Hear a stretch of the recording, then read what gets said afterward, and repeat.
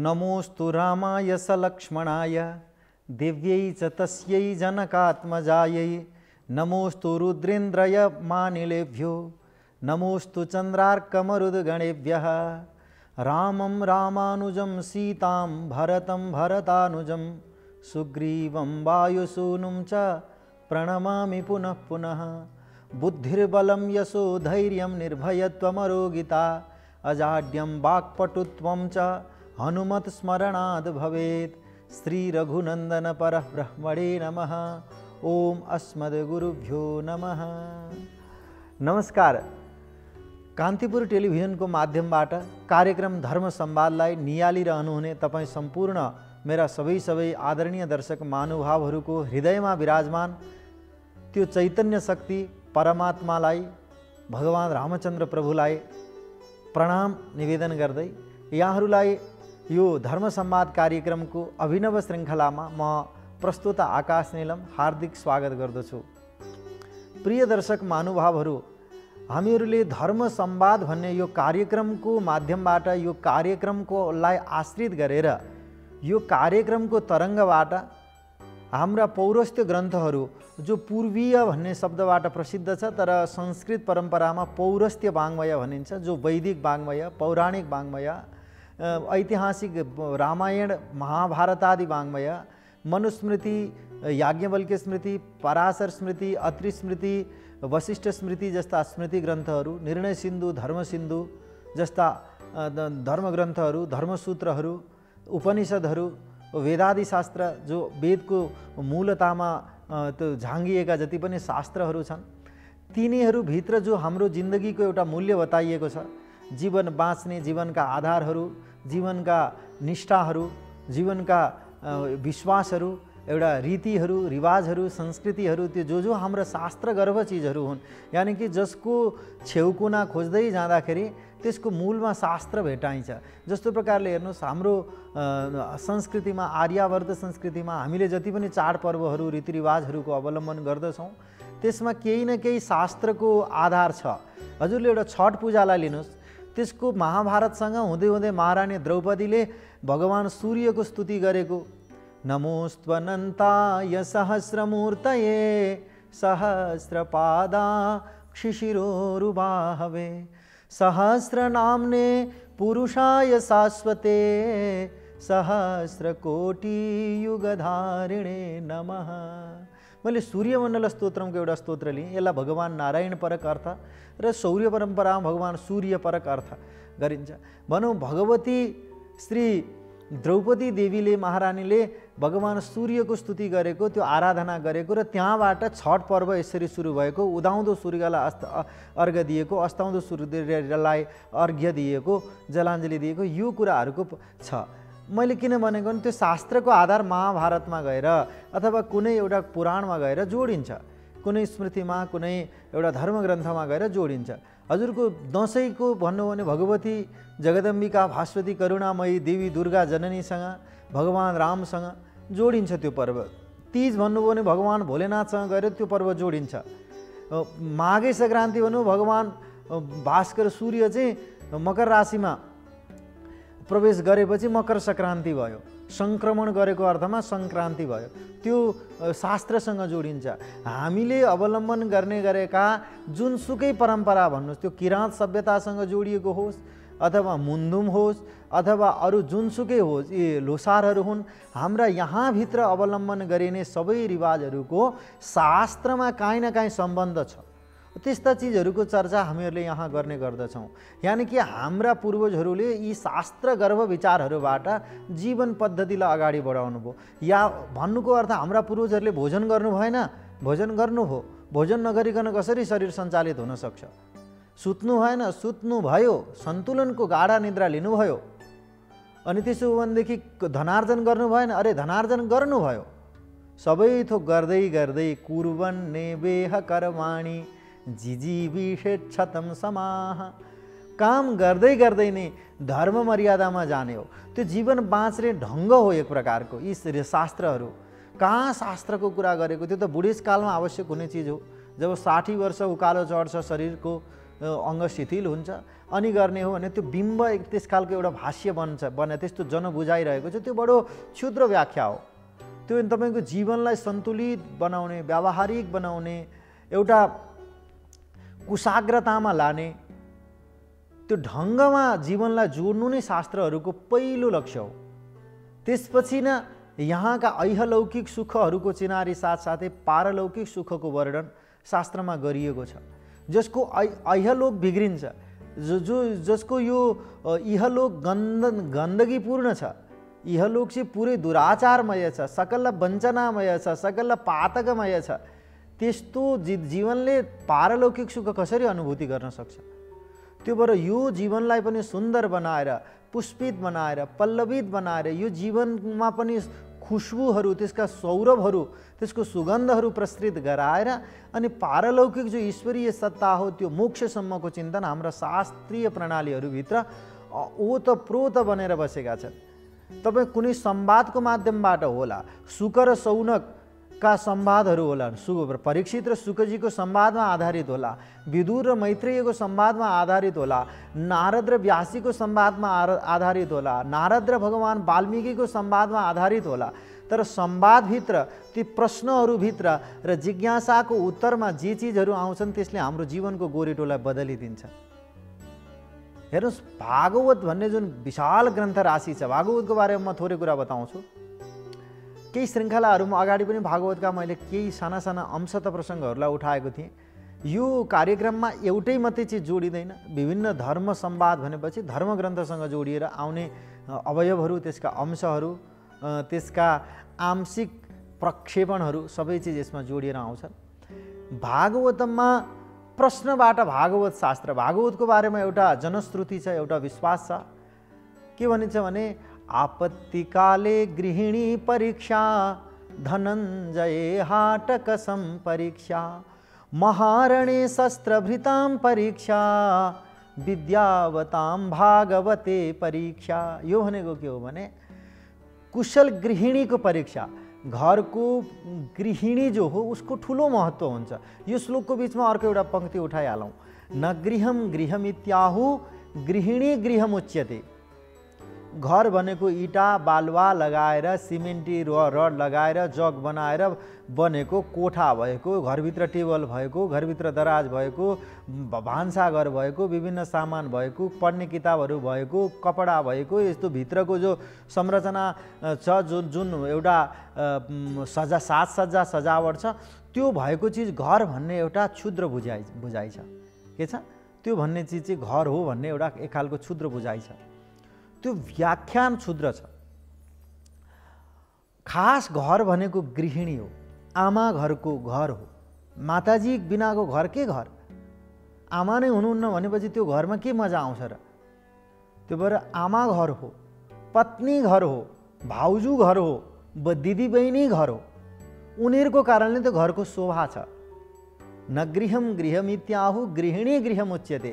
घर त्यो घर होइन जो पोल छ, बिजु के छ, पिलर लगाइएको छ, बिम कसिएको छ, यो विभिन्न छ, दिवालहरू छन्, त्यस्तो भएर त्यो चाहिँ घर हो कि भन्ने यस्तो घर होइन। घर भन्नाले त्यहाँ मातृ शक्ति त्यहाँ छ भने त्यो घर हो शास्त्रीय मान्यतामा। त्यो भएर मैले भन्दै थिएँ कि भागवत ग्रन्थको बारेमा कहाँ गृहिणीको कुरा आयो भन्दा आपत्तिकाले गृहिणी परीक्षा। तर त्यो गृहिणीको परीक्षा त्यतिखेर हुन्छ, कुशल गृहिणी हुन् कि होइनन् भन्ने कुरा आपत्ति अवस्थामा, आपदा विपदाहरूमा। अरे सम्पदामा त, सम्पत्तिमा त सबैले चलाइहाल्छ नि घर। जब आपत्ति आउँछ, आम्दानीका स्रोतहरू क्षीण बन्दै जान्छन्, घरमा दरिद्रता छिर्छ, घरमा अभाव हुन्छ, छोराको विद्यालयको शुल्क तिर्न बाँकी छ, यता बुवाको औषधिको मूल्य तिर्न बाँकी छ, सागसब्जी चाहिएको छ घरमा, त्यतिखेर आफ्नो पतिको कसैको घरको आयस्था बिग्रियो भने त्यस्तो बेला कसरी सम्हालेर घरलाई चलाउँछिन्, आपत्ति अवस्थामा कसरी घरको नेतृत्व गर्छिन्, त्यहाँबाट कुशल गृहिणीको परीक्षा हुन्छ। आयार्जनमा टन्न सम्पदाहरू भएको बेलामा, समृद्धिको बेलामा जसले पनि घर चलाउँछ। वास्तविक गृहिणीको परीक्षा अप्ठ्यारा घुम्ती मोडहरूमा हुन्छ, पारिस्थितिक जुन विपत्तिहरू हुन् घरमा आउने, त्यस्तोमा कसरी उनले आफ्नो परिवारलाई कुशल अवतरण गराउँछिन्, आफ्नो पतिलाई कसरी सान्त्वना दिने, छोराछोरीहरूलाई कसरी, सासू ससुरालाई, आमा बुवालाई, भाइ भारदार, आफन्त इष्टमित्र बन्धु बान्धवहरूलाई कसरी जोड्ने, त्यहाँबाट उनको परीक्षा हुन्छ। आपत्तिकाले गृहिणी परीक्षा, धनञ्जय हाटक सम परीक्षा। हौ शुद्ध छ कि छैन सुन, सुन सक्कली छ कि छैन, सक्कली हो अथवा नक्कली हो सुन, सुन चाहिँ सक्कली हो कि नक्कली हो, सुन चाहिँ त्यसमा केही विकार छ कि छैन भन्ने बुझ्नको लागि, सुन चाहिँ सही सुन हो कि गलत सुन हो, त्यसमा केही मिलावट छ कि त्यो कञ्चन छ 24 क्यारेट छ, बुझ्नको लागि त्यसलाई आगोमा हाल्नुपर्छ। 3-4 उपाय मध्ये ढुङ्गामा रगड्ने, काट्ने, कुच्याउने र आगोमा हाल्ने भने आगोमा हाल्नुपर्छ एउटा। धनञ्जय हाटक सम परीक्षा, त्यो के हुन्छ भने हाटकमा त्यो सुनको परीक्षा, हाटकको परीक्षा हुन्छ भनेको आगोमा लगाइदियो भनेदेखि सुनको परीक्षा हुन्छ। त्यो सक्कली सुन छ भने त्यसमा कुनै विकृति विकारहरू, त्यसमा मलिनता आउँदैन। त्यसै गरी महारणे शस्त्रभृताम परीक्षा, योद्धा हुँ म, सुरवीर हुँ म, विकट युद्ध गर्न सक्छु, म बलियो छु, प्रबल छु भन्ने अर्थ कसैले त्यस्तो आफूलाई मान्छ भने उसको त्यो परीक्षा शब्दमा हुँदैन। नबै सुरा विकथन्ते दर्शयन्तेव पौरुषम, त्यो सुरवीरहरूको बोलीमा हुँदैन। उसले युद्ध कसरी गर्छ, रणमैदानमा गएर युद्ध मैदानमा उसले युद्धको कलालाई कसरी व्यक्त गर्दछ, त्यहाँबाट योद्धाको परिचय हुन्छ। महारणे भनेको विशाल रणमैदानमा शस्त्रभृताम परीक्षा। जसरी हेर्नु भगवान् रामको स्तुतिमा आउँछ नि, लोकाभिरामम रणरङ्गधीरम राजीवनेत्रम रघुवंशनाथम। लोकाभिराम रणरङ्गधीरम, जो रणमा धीर छ। रणमा मान्छे धीर हुन सक्छ, ला यताबाट प्रहार हुने हो कि, दाहिनेबाट आउने हो कि, देब्रे आउने हो कि, ऐन्द्रास्त्र आउने हो कि, वायुव्यास्त्र आउने हो कि, अहिलेको मा भन्ने हो भनेदेखि कुन पिस्तल, कुन बम बारुद कसरी आउने हो, कताबाट कसले शत्रुले प्रहार गर्ने हो, कसले पक्रिने हो कि, त्यो भय रहन्छ। भयको बिचमा जो धीर रहन सक्छ त्यो योगीको पुरुषार्थ हो, योगीको परिचय हो, योगीको चिनारी हो। त्यो भएर रणरङ्गधीरम राजीव नेत्रम, त्यस्तो रणमा धीर छ, सुन्दर छ राजीव नेत्रम। जस्तै रामजीको आउँछ, जो महारणे शस्त्रभृताम, शस्त्रधारीहरूको, योद्धाहरूको परीक्षा महारणमा हुन्छ भनेको विशाल युद्धको मोर्चामा हुन्छ। त्यसपछि अन्तिममा विद्यावताम भागवते परीक्षा, संस्कृतमा पौरस्त्य वाङ्मयमा विद्वान भनेर, फेरि आधुनिक शास्त्रमा मेडिकल साइन्सको विद्वान भागवत जान्ने भन्ने अर्थ होइन। आधुनिक विज्ञान प्रणाली अलग हो। संस्कृत परम्परामा यानि कि पौरस्त्य ज्ञान परम्परामा, हाम्रो आर्य ज्ञान परम्परामा भागवत जान्नु चाहिँ विद्वान हुनुको परिचय हो। यानि कि भागवतभित्र जुन भगवान् जगद्गुरु वेदव्यासजीले जस्ता शब्दहरूको चयन गर्नुभएको छ, सन्धि समास आदि जो एउटा विचित्रको प्रक्रिया गर्भ जो प्रयोगलाई गर्नुभएको छ, जुन साहित्यको जुन लालिमा छ, लालित्य छ, त्यसभित्रको भाषा शैली जुन छ, जो पर्याय पदहरूका को रमणा जो छ, त्यसका सुप्रयुक्ति जानेर छ, त्यसलाई खोजेर ग्रन्थि स्फोरण गर्न सक्ने, त्यसका गाँठाहरू खोलेर त्यहाँबाट सुन्दर अर्थ निकाल्न सक्ने, त्यहाँबाट वेदान्तका वादहरू व्याख्यान गर्न सक्ने, साहित्यका सूत्रहरू, साहित्यका लक्षणहरू त्यहाँबाट घटित गराउन सक्ने, कोश काव्य व्याकरण सारा चिजलाई समेटेर त्यो भागवतको वास्तविक पद पदार्थ गर्न सक्नु त्यो विद्वान हुनुको लक्षण हो भनिन्छ। हो त्यस्तो एउटा र हाम्रो उत्तर भारतमा, नेपालमा, हाम्रो पहाडी मधेसी, हाम्रो जो एउटा तराई, यो भूभागमा श्रीमद् भागवतमको जति प्रभाव छ पुराणहरूमा, त्यति प्रभाव कुनै पुराणको छैन। अरू कुनै शास्त्रकै कम छ। समाजमा प्रभावको हिसाबले पुराणको आयोजन जति भागवतको हुन्छ त्यति अरूको हुँदैन। विष्णु पुराणम, अन्य पुराणहरू, सबै पुराणहरू आफ्ना स्थानमा महनीय छन्, सबैले तत्त्वको प्रतिपादन गर्दछन्। तर भागवत महापुराण सप्ताह लाउने भन्ने जुन एउटा बनेको छ बिम्ब, जुन एउटा परम्परा, जुन अभ्यास बसेको छ, त्यो भागवतममा आधारित भएर बसेको छ। त्यो भएर श्रीमद् भागवतममा जीवको कल्याणका धेरैवटा उपायहरूको चिन्तन छ। जीवलाई कसरी मोक्ष गतिसम्म लाने, एउटा भव प्रपञ्चमा लीन बनेको, यो झुक्किएको, तिलमिलाएको, हराएको, भोकाएको, डराएको, अनिदो रोगी एउटा जीवलाई, जीवको यो कायामा प्रवेश गरेको जीवलाई कसरी शान्त बनाउने, कसरी सुखी बनाउने, कसरी आनन्द मग्न बनाउने, कसरी परमात्माको अनुभूतिसँग जोड्ने, कसरी ईश्वरीय भक्ति सिकाउने, ज्ञान के हो, वैराग्य के हो, भागवतको महात्म्यमै आउँछ नि, भक्ति के हो, ज्ञान के हो, वैराग्य के हो, उपासना के हो, यी सारा चिजहरूको निरूपण भागवतमा गरेको छ। अब यसको प्रश्नबाट यो भागवत सुरु हुन्छ, प्रश्नबाट भागवतको सुरु हुन्छ। सुतजीलाई सनकादि ऋषिगणहरूले, सौनकादि ऋषिगणहरूले प्रश्न गर्नुहुन्छ, नारदजीले सनक सनन्दन सनातन सनत कुमारलाई प्रश्न गर्नुहुन्छ, व्यासजीले नारदजीलाई प्रश्न गर्नुहुन्छ। विदुर र मैत्रेयको संवादमा आधारित छ, विदुर र मैत्रेयको संवादमा त्यहाँभित्र कति संवाद आउँछन्, युधिष्ठिर र भगवानको संवाद, कृष्ण र अर्जुनको संवाद, उद्धव र कृष्णको संवाद, त्यहाँभित्र कैयन संवादहरू छन्, शिव पार्वतीको संवाद, त्यो संवाद जन्य तत्त्वलाई त्यहाँ बताइएको छ। किम श्रेय शास्त्र सारक स्वावतार प्रयोजनम, अन्त्यमा भन्दै भन्दै धर्म कम शरणङ्गतः भन्दै त्यो किम श्रेय कल्याण के हो, यी चिजहरूबाट शास्त्रको शुभारम्भ भएको छ। भागवतम भन्ने ग्रन्थ त्यसरी बनेको छ। र यी जति पनि उपाख्यानहरू छन्, जति पनि साहित्य छ, पौराणिक साहित्य भन्नुहोस् अथवा वैदिक साहित्य भन्नुहोस्, त्यो सबैमा मनुष्यको जीवन मूल्यलाई ढङ्गले बुझाइएको छ। किनभने मान्छे हुनु चान्चुने कुरा छैन, मनुष्य भएर जन्म प्राप्त गर्नुलाई पृथ्वीको सबैभन्दा ठुलो जित हो। यो विश्वको सबैभन्दा ठुलो जित के हो त? नोबेल पुरस्कार कसैले पाइरहेछ भने त्यो जित त छोटा मोटा जित हो। शास्त्रले त्यो जितलाई दोस्रो प्राथमिकताको जित, तेस्रो प्राथमिकताको जित, पहिलो जित मान्छे भएर जन्मिनु नै ठुलो जित हो। त्योभन्दा अर्को जित त्यसपछि जित्ने जितहरू सबै दोस्रा जितहरू हुन्, तेस्रा जितहरू हुन्। नरत्वम दुर्लभम लोके विद्या तत्र सुदुर्लभा, नरत्वम दुर्लभम, मनुष्य भएर आउनु नै ठुलो। के शास्त्रीय आधारमा आध्यात्मिक नजरबाट हेर्ने हो भने व्योमचर आत्माहरू कति धेरै छन्, सबैले शरीर प्राप्त गरेका छैनन्। त्यो शरीर प्राप्त गर्नु, शरीरमा पनि चेतनाको उच्च इकाइमा रहेको मनुष्य शरीर प्राप्त गर्नु, मनुष्यभित्र पनि एउटा पठित कुल घरानाभित्र जन्म लिन पाउनु, त्यसमा पनि यी आर्यवर्त भूमिहरूमा, यस्तो यो भारतवर्षको आर्यवर्त भूमिभित्रको जन्म भनेको त्यो विशिष्ट जन्म हो। देवताहरूले पनि त्यो भूगोलमा, यो पृथ्वीमा मेरो जन्म भइदिए हुन्थ्यो यस्तो विशिष्ट स्थानमा भनेर कल्पना गर्दछन् अरे। त्यो भएर यस्तो ठाउँमा जन्म त्यो सबैभन्दा ठुला जितहरू हुन्। त्यहाँभित्र यो मान्छेलाई समेट्नका लागि अनि पुराणले भरमग्दुर कोसिस गरे, उपनिषदहरूले गरे, विभिन्न दृष्टान्तहरू दिइयो, भक्तिका, ज्ञानका, वैराग्यका कथाहरू त्यहाँभित्र सुनाइयो। कति धेरै धेरै धेरै चिन्तनहरू यी शास्त्रहरूमा आएका छन्।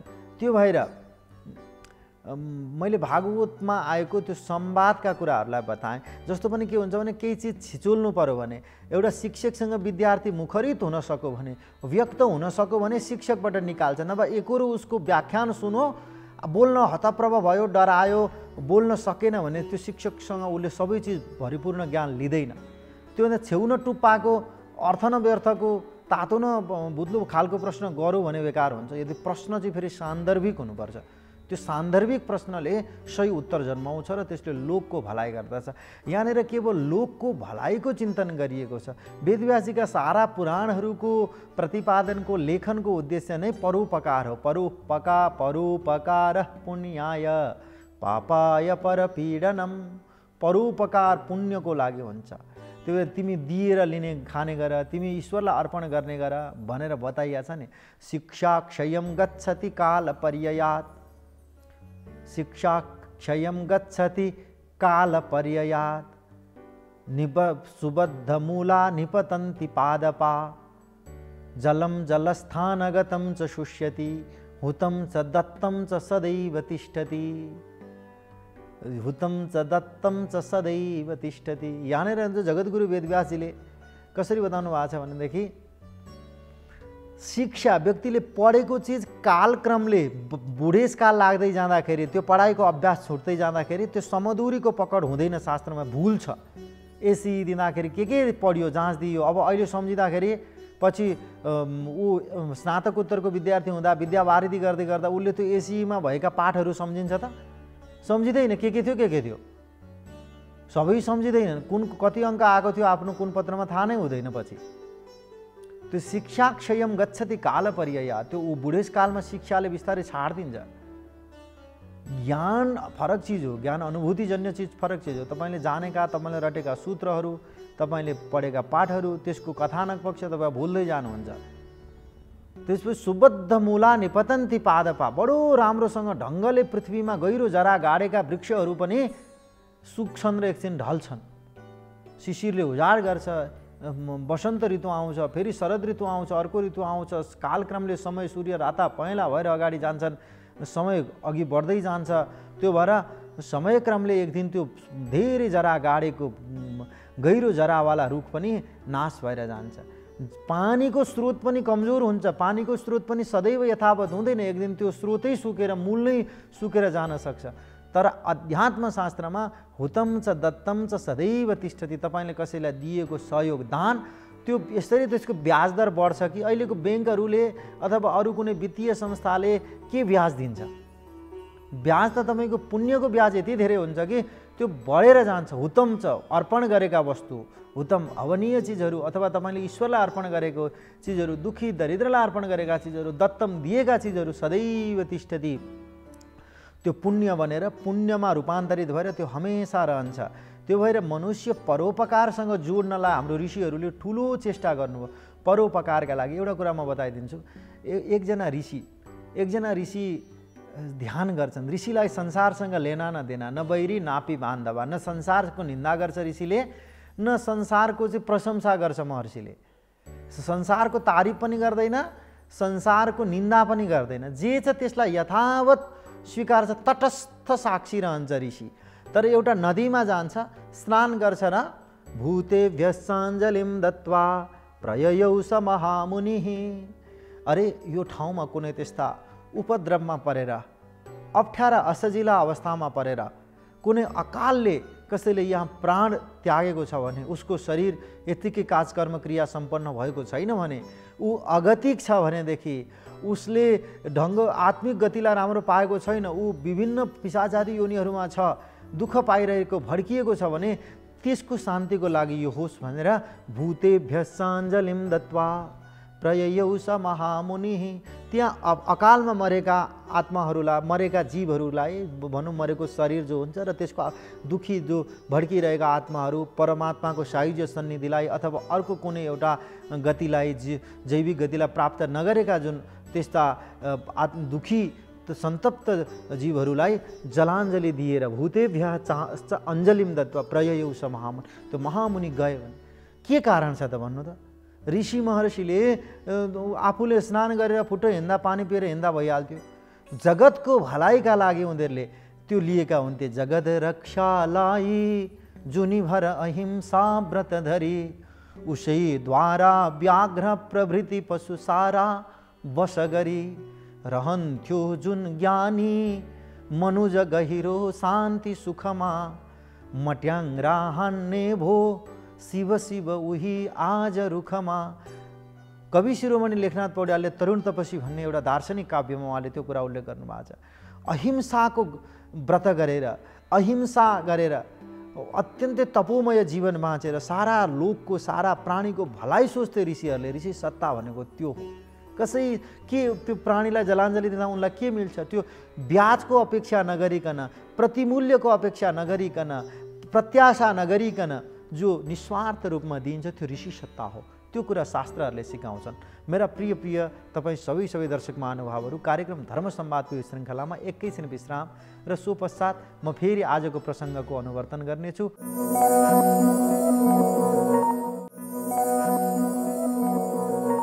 विश्राम पश्चात म यहाँहरू सबै मेरा दर्शक महानुभावहरूको पुनश्च हार्दिक अभिवन्दन गर्दछु।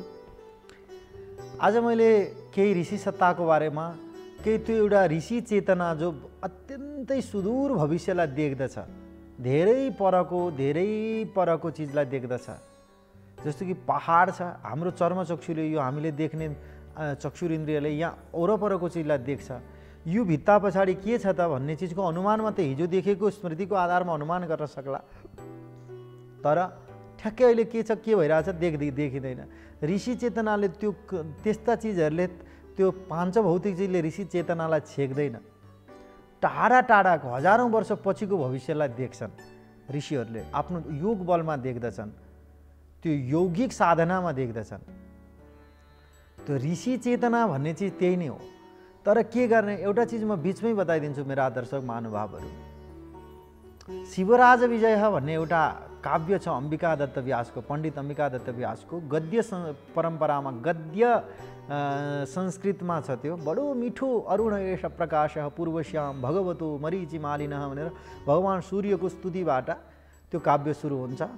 त्यो काव्यमा अगाडि गएर एकजना योगीराट भन्ने योगीराज हुन्छन्।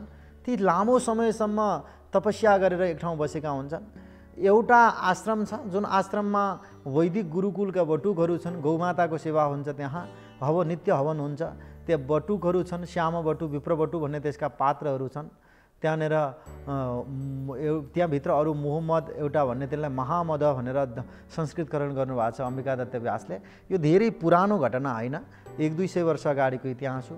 भारतमा, भारतका को यो अखण्ड भारत अहिलेको जुन रूपमा भारतको अहिलेको राजनीतिक जुन चिनारी छ, राजनीतिक भूगोल जति छ, त्योभन्दा अगाडिको अवस्थामा सम्भवतः त्यो भारत को त्यतिखेरको भौगोलिक बनोटमा एकजनाले शिवाजी भन्नेले त्यहाँ युद्ध जित्छन्। तर त्यो काव्यको वर्णनका क्रममा मैले अहिले उद्धृत गर्न चाहेको प्रसङ्ग के हो भने, ती ब्रह्मचारी गुरुले ती योगीराट र उसको संवाद आउँछ।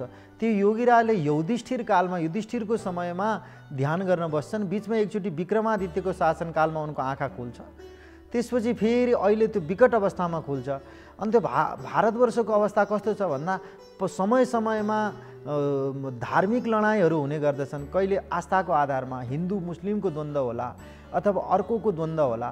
ती इतिहासमा भएका विभिन्न द्वन्द्वहरूमध्ये एउटा द्वन्द्वलाई त्यहाँ देखाइएको छ। अनि कस्तो भएको छ अहिलेको भारतवर्ष भनेर उनले वर्णन गर्छन् त्यहाँ मुने। अद्य हि वेदा अविच्छिद्य विधिषु विक्षिप्यन्ते धर्मशास्त्राण्युद्धूय धूमध्वजेषु ध्मायन्ते पुराणानि पिष्ट्वा पानीयेषु पात्यन्ते भाष्यानि भ्रंशयित्वा भ्राष्ट्रेषु भर्जन्ते गावो हन्यन्ते सत्यः पात्यन्ते जस्ता त्यो सुन्दर पदावलीहरू भनेको त्यो विचित्रको एउटा अद्भुत विलक्षण शैलीमा लेखिएको काव्य छ। त्यसपछि के गरी भनौँ होला, दम्भोली घटितेयम रसना भन्ने त्यहाँ मेरो यो वज्रले बनेको मेरो जिह्वा छ, किन फुट्दैन, आज यस्तो यस्तो भइरहेछ, पुराणहरूको नाश गरिएको छ, वेदको विनाश गरिएको छ, आज यो सब चिज सिद्धिएको छ, मन्दिरमा मठे मठे जय घोषः तीर्थे तीर्थे घण्टानाद क्वह क्व, यस्तो पङ्क्तिहरू आउँछन्। आज मन्दिरमा शङ्ख घण्ट बज्दैन, आज तीर्थमा जय जयकार छैन, आज गौमाताहरू विक्षिप्त छन् भनेर त्यो विकट अवस्थाको वर्णन गर्छन्। त्यतिखेर अन्तिममा गएर मैले हजुरलाई तावत संक्षिप्य कथ्यताम का दशा सम्प्रति भारतवर्षस्य भनेर त्यो योगीराजले सोध्छन् कि आज कस्तो छ भारतवर्षको अवस्था भन्दा, त्यो ब्रह्मचारी गुरु जहाँ गुरुकुल सञ्चालन गरेर त्यसको प्राचार्य बनेर बसेका छन्, उनले एउटा संस्कार दिएका छन्। उनको गला अवरुद्ध भएर आउँछ। एउटा सानी नानी कन्याको हरण भएको छ यवनहरूबाट, त्यो पनि दुराशयतापूर्वक। हाम्रा मान्यताहरूमा आज गङ्गा जल पवित्र छैनन्, आज गङ्गा दूषित छिन्, आज हाम्रा आस्था सबै चिजहरू खतम भएर गएको छ भन्ने क्रममा म कसरी वर्णन गरौँ भन्दा, तिनले भन्छन् भगवान्ले यो सबै गर्छन्। त्यहाँ कराल काल कलान करा, मैले अहिले त्यो ठ्याक्कै पङ्क्ति उद्धृत गर्न सकिनँ, कराल कालह भन्ने त्यहाँबाट दिव्य पङ्क्तिहरू आउँछन्। त्यसमा भगवान्ले नै यी सबै चिजहरूलाई बडो यी ठुला सडक, साना सडक, गाडीहरू, हस्पिटलहरू, कलेजहरू, यी सारा चिज भएका युनिभर्सिटी, यहाँभित्रका भौतिक ठुला ठुला संरचनाहरू, विशाल विशाल कम्पनीहरू भएको यो सडकलाई ईश्वरले चाह्यो भने पुरै उसलाई त्यो जङ्गल बनाइदिन्छ। योभन्दा होइन कि जस्तो लाग्छ कतिलाई। जस्तो कि कुनै चिज त्यो नाश भएर गयो भने त त्यहाँ झार पलाउँदै जान्छ, त्यो जङ्गलमा रूपान्तरित भइहाल्छ नि। र जङ्गललाई पनि ईश्वरले चाह्यो भनेदेखि आध्यात्मिक दृश्यमा, आध्यात्मिक चेतनामा हेर्ने हो भने त्यो के हुन्छ, भगवान्ले चाह्यो भने फेरि त्यो वनलाई सहर बनाइदिन्छन्। बाघ, भालु, चितुवा, स्याल, मृग जस्ता जीवहरू घुम्ने अत्यन्तै सघन जङ्गललाई ऊ बनाइदिन्छ। त्यो भएर यी सबै चिजहरू कालका उपजहरू हुन्, महाकालले त्यस्तो गर्छ। तिमी नडराऊ, जे छ त्यसलाई थोरै समराइज गरेर त्यसलाई संक्षेपीकृत स्वरूपमा मलाई सुनाऊ भनेर उनले भन्छन् कि यो सबै ईश्वरको खेल हो भनेर। जस्तै एउटा प्रसिद्ध भजन छ नि, तू ही बिगाडे तू ही समारे इस जग के सारे काम, हे राम भन्ने एउटा जगजितजीको भजन छ। त्यो बिग्रियो भने पनि त्यो ईश्वरलाई थाहा छ त बिग्रिरहेको छ, उसले बनाउनु पर्छ नि त। त्यो ईश्वरकै इच्छा हो। त्यो नडराऊ, तटस्थ साक्षी भावमा रहन्छ योगीजन। के गर्ने त, बिग्रियो भनेर कराइरहँदा हुँदैन, सकेको सपार्ने हो। अब पहाडै लड्दैछ भने के गर्नुहुन्छ, त्यो हात दिएर त आफ्नै हात भाँचिन्छ मात्रै। कतिपय चिजहरू समयका उपजहरू हुन्छ। एउटा अग्नि पुराणमा पनि जहाँसम्म मैले सम्झन्छु, तेषाम युगे युगे नवाचारा तेषाम निन्दा न कर्तव्या युगरूपा हि ते द्विजाहा। अब अहिले वशिष्ठ वामदेव केही ठुलो धार्मिक कार्य गर्नु पर्यो तपाईँलाई, कुनै एउटा पौरोहित्य कार्य गर्नु पर्यो तपाईँलाई, कुनै पूजा गर्नु पर्यो, कर्मकाण्डको कुनै चिज गर्नु पर्यो यहाँलाई भने अहिले वशिष्ठ वामदेव विश्वामित्र जमदग्नि कश्यप अत्रि भरद्वाज नारद वेदव्यास शुक शौनक जस्ता ऋषिहरू कहाँबाट लिएर आउने त। अहिले समाजमा जे उपलब्ध छ, जस्तो ब्राह्मण वर्ग छ त्यो म भएको मध्ये राम्रो छान्ने हो। जुनसुकै चिजमा हेर्नु, समाजको एउटा अगुवा चाहियो भने के गर्ने त, समाजमा भएको मध्ये राम्रो लिने हो। मन्त्र पाठ गर्ने विप्र ब्राह्मण चाहियो भने के गर्ने, भएको मध्ये राम्रो लिने हो, तटस्थ रहने हो युगमा। त्यो भएर यी बिग्रियो भनेर पनि त्यत्रो धेरै तनाव लिँदैन योगीजनले। दुःखेष्वनुद्विग्न मना सुखेषु विगत स्पृहः वीतराग भय क्रोधः स्थितधीर मुनिरुच्यते। दुःखेषु अनुद्विग्न मना, दुःखका सयौँ झन्झावातहरू आउन्, दुःखका जति पनि प्रसङ्गहरू आउन्, दुःखका चिजहरू आउन्, तर अनुद्विग्न मन छ, यानि कि हडबडाउँदैन, विचलित हुँदैन, विचलन धर्मले छुँदैन, विचलन धर्मिता छैन। सुखेषु विगत स्पृह, सुखका प्रसङ्गहरूमा पनि त्यस्तो लिप्त छैन, विगत स्पृह छ, स्पृहा छोडेको छ। वीत राग भय क्रोध, जसको राग पनि छैन, भय पनि छैन, क्रोध पनि छैन। अब राग भनेर कोहीसँग चिप्केर त्यहीसँग अतिशय सम्मोहन पनि गर्दैन, भय अनावश्यक डराउँदैन पनि योगीजन। केलाई डराउने, विराकै छैन भने किन डराउने। जे हुन्छ त सुरस्य मरणम तृणम भन्छ। सुरवीरलाई के लाग्छ, यो मृत्यु तृण बराबर गन्छ उसले। विरक्तस्य तृणम जगत, योगीको लागि यो पुरा जगत नै तृण बराबर हो। मृत्युलाई नै केही गर्दैन। मृत्युञ्जय छन् योगीहरू, कति मृत्युञ्जय छन्। त्यो शिवराज विजयमा मैले जुन योगीराज भने उनी कति समय बाँचेको। अरे कथम वीर विक्रमादित्य शासन कालेपि एष पातकमय दुराचाराणाम उपद्रवः। उनले सोध्छन्, अरे वाधुना विक्रम राज्यम भारत भुवं विरहय्य गतस्य वर्षा वीर विक्रमादित्यस्य वर्षाणाम सप्तदश शतकानि व्यतीतानि भनेर ब्रह्मचारी गुरुले बताउँछन्। त्यत्रो सयौँ वर्ष चाहिँ योगले बचायो। आयुको जो मापन छ, परिमाण छ, त्यो माथि नाग्न सक्छ योगीले। तर योगी स्थितधी हुन्छ। स्थितधी भनेको समान अवस्थामा रहन्छन्। तपाईँले तारिफ गर्नुहोस् या निन्दा गर्नुहोस्, छुनेवालै छैन। निन्दन्तु नीति निपुणा यदि वास्तु बन्तु। तपाईँले गरेको छोटो मोटो प्रशंसाले न ऊ मक्ख पर्छ, न तपाईँले गरेको गालीको वर्षाले, अपशब्दहरूले, निन्दाले उसलाई केही छुन्छ। स्थितधी छ मुनि। महर्षि त्यस्तो अवस्थामा पुग्छ। दुःखेषु अनुद्विग्न मना सुखेषु वीत राग भय, डराउँदैन कोहीसँग। क्रोध पनि, क्रोध गर्यो ऋषिले भनेको। कोही सन्त रिसाएको देखिन्छ, साँच्चै सन्त पाउन दुर्लभ छ। रिसायो भने पनि ऊ भित्रबाट त्यति धेरै रिसाएको हुँदैन।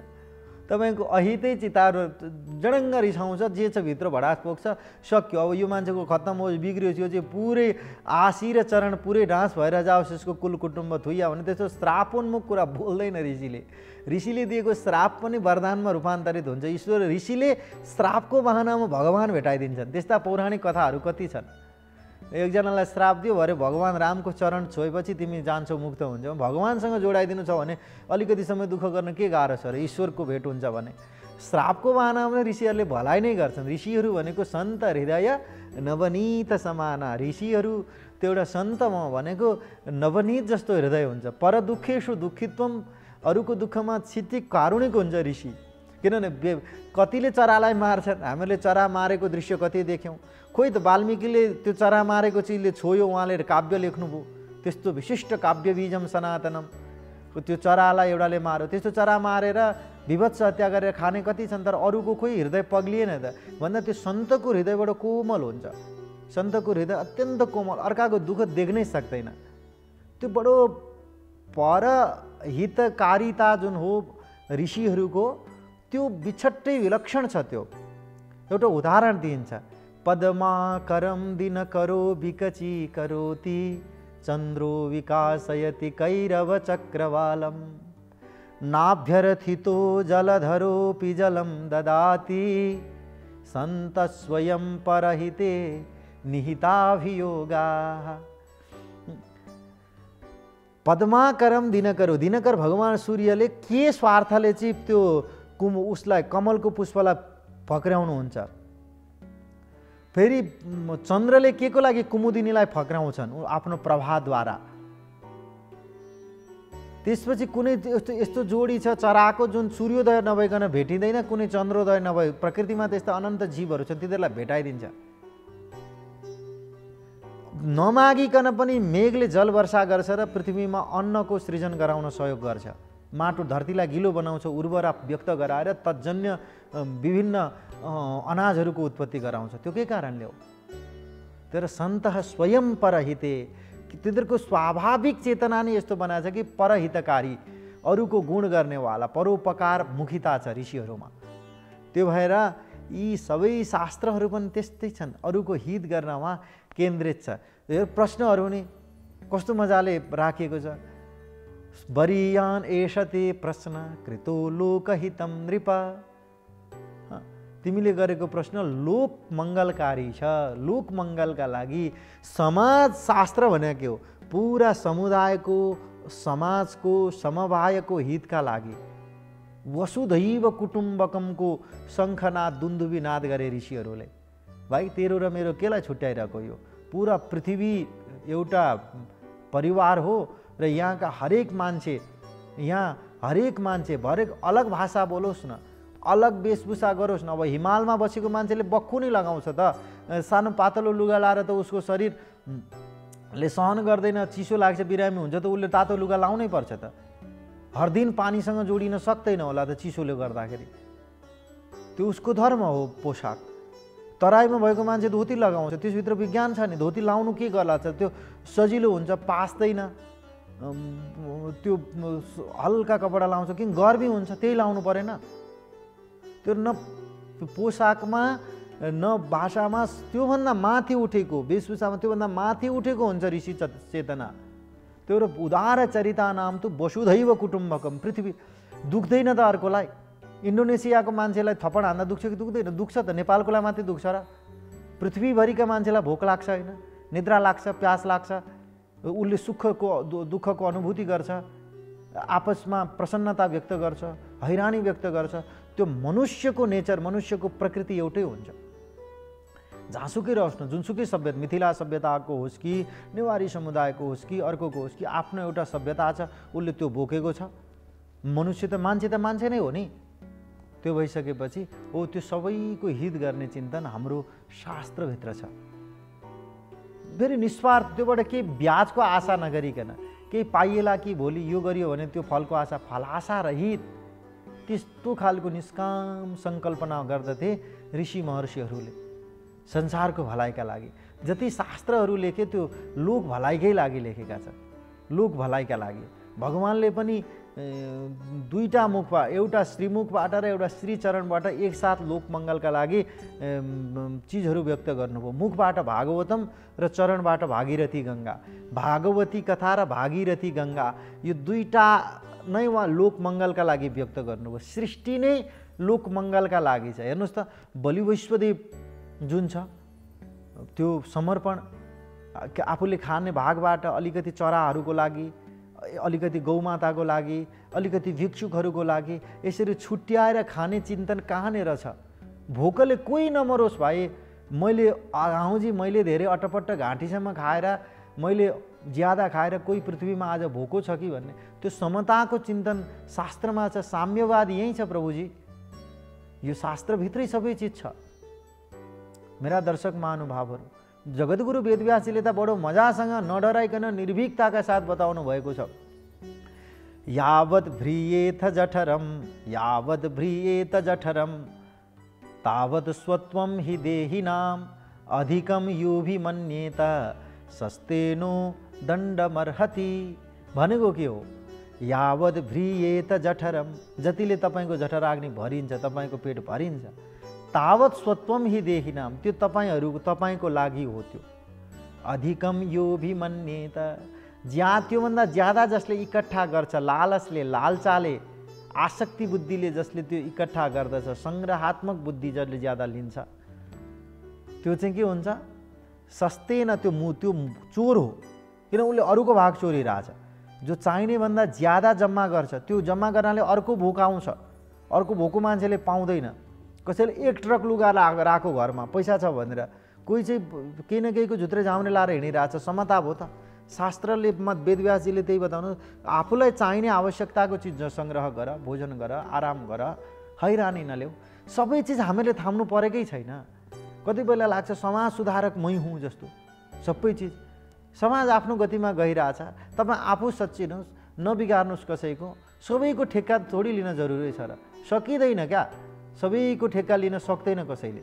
आफ्रै पाफ्रै आकाशै खस्छ कि जस्तो खस्दैन। प्रकृतिले एउटा ब्यालेन्स, एउटा सन्तुलन बनाएको हुन्छ। ईश्वरीय सत्ता हो भनेपछि ईश्वरले गरिहाल्छ नि।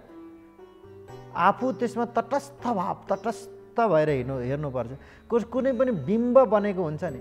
जस्तै एउटा कुनै देश आतङ्कले ग्रस्त छ भने, अथवा त्यहाँ केही अलिकति बढी द्वन्द्व छ भने, अर्को देशका नागरिकलाई यस्तो बताइएको छ कि मानव त्यो देशमा कोही मान्छे शान्तिमा छँदै छैन, सुखमा छँदै छैन, त्यहाँ त हमेसा रुवाई क्रन्दन मात्रै छ। त्यस्तो हुँदैन। त्यहाँ पनि आनन्दले मान्छे बसेका हुन्छन्, खाने खाइरह हुन्छन्, पिउने पिइरह हुन्छन्, काहीँ द्वन्द्व पनि भइरह हुन्छ। त्यो द्वन्द्व छ, त्यसको अलि ठुलो घाउ त त्यहाँ स्वाभाविक रूपमा छ। तर त्यो भनेको सर्वांशमा सबै दुःखमा छन् त भन्दा होइन। त्यहाँ कमाउनेले एउटा आफ्नो आय आर्जन गर्ने सबै गतिविधि चलिरहेको छ। यो गतिविधिको सञ्चालन चलिरहन्छ। पृथ्वी जतिन्जेलसम्म छ, प्रकृति ईश्वरीय सत्ताले यो चलाउँछ। यो मान्छेले त्यत्रो धेरै टाउको दुखाएर के न हो भन्नु पर्दैन। आफ्नो सन्तुलनमा, आफ्नो सहजतामा आफूलाई हल्का बनाएर रहनुपर्छ। आएको चिजलाई स्वीकार गर्ने, गएको चिजलाई आए वेलकम, गए भिड कम। कसैसँग आग्रह नराख्ने। शास्त्रको मूल धार नै त्यही हो। परमहंस भनेर मैले अस्तिका श्रृङ्खलाहरूमा पनि बताउँथेँ। परमहंस एउटा श्लोक छ नि, प्रसन्नतां या न गताभिषेकतः तथा न मम्ले वनवास दुःखतः मुखाम्बुज श्री रघुनन्दनस्य मे सदास्तु सा मञ्जुलमङ्गलप्रदा। जुन रघुनन्दनको मुखकमल अघिल्लो दिन राति तिमी भोलि राजा बन्दैछौ है पृथ्वीको भन्दा पनि त्यत्रो धेरै हडबडाहट, त्यति धेरै उत्तेजना, आवेग, भावावेग, त्यो हर्षातिर केही थिएन। ठिकै छ, पिताजीको आज्ञा छ भने म भन्छु। त्यसो हो भने रातारात घटनाचक्र परिवर्तन भएर भोलि त लु नङ्गे पाउ जङ्गल जानुपर्ने भयो त। ठिकै छ, अब जानुपर्छ भने जाउँ, जङ्गलको अनुभूति गरौँ। कतिखेर जाने हिँडिहाल्नु। कुनै त्यो उहाँको शरीरमा विषाद आयो, त्यो बेला परमहंस, सुखमा सुखी र दुःखमा दुःखी नहुने। यहाँ सांसारिक सुखमा सुखी, धर्म विचलित हुन आँट्यो भने त्यहाँ दुःखी हुन्छ योगीजन। जहाँ धर्म विचलित हुन लाग्छन्, विमना बभुव भन्ने आउँछ नि, त्यो धर्ममा प्रहार हुन आँट्यो भने योगी विचलित हुन्छ। उसको ध्यानमा प्रहार हुन आँट्यो भने विचलित हुन्छ। योगी नाम ध्यान खण्डनम, अशस्त्र विहितो वधः भन्छ नि। योगीको ध्यान भिचकाउनु हुँदैन। त्यस्तोमा धर्म मर्यादामा आँच आयो भने योगी भिचकिन्छ। त्यो बेनलाई हेर्नुहोस्, एउटालाई मारेरै छाडे ऋषिहरूले। ए सप्रिन्छस् कि भनेर पहिले सम्झाए, होइन म त सप्रिन्न भन्छ। जे छु ठिकै छु त, म त देउता हो, राजा भनेको ईश्वरको अंश हुन्छ, मलाई पूजा गर भन्छ।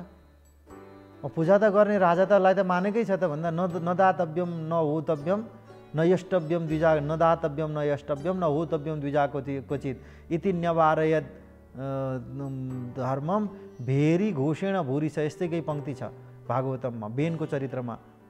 त्यहाँ बेन चतुर्थ स्कन्धमा सम्भवतः बेनलाई ऋषिहरूले खतम पारे नि। ऋषि सत्तामाथि धावा बोलो नि।